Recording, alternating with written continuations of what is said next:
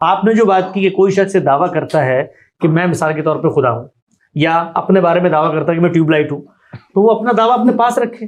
وہ مجھ سے اگر منوانے کے لیے آئے گا تو میں کہوں گا تمہارے دعوے میں اور تمہاری مطابقت احوال میں کوئی یکسانیت نہیں پائی جاتی، مجھ سے کیوں منوا رہے ہو تم؟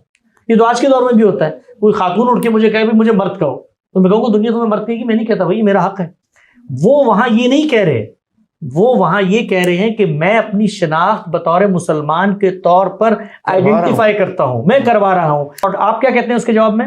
آپ کہتے ہیں ایک اسلام میرا ہے، ایک تمہارا ہے. تمہارا والا اسلام جب میں مان لوں گا تو وہ میرے والے اسلام کے ساتھ کانٹرڈکٹ کرے گا، میری پروڈکٹ خراب ہو جائے گی. تو آپ کی پروڈکٹ کب خراب ہوگی؟ جب آپ پروڈکٹ کے مالک ہوں. اسلام آپ کا نہیں، اسلام اللہ تعالیٰ کا ہے.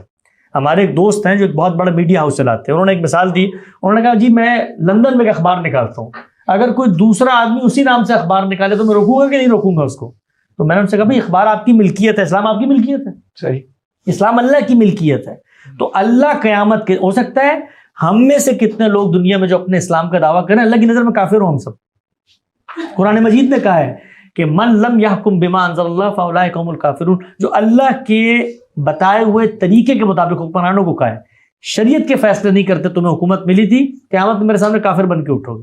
تو اللہ کی نظر میں کون کافر ہے کون مسلمان ہے مجھے نہیں پتا، میں تو ظاہر احوال پہ گفتگو کر رہا ہوں.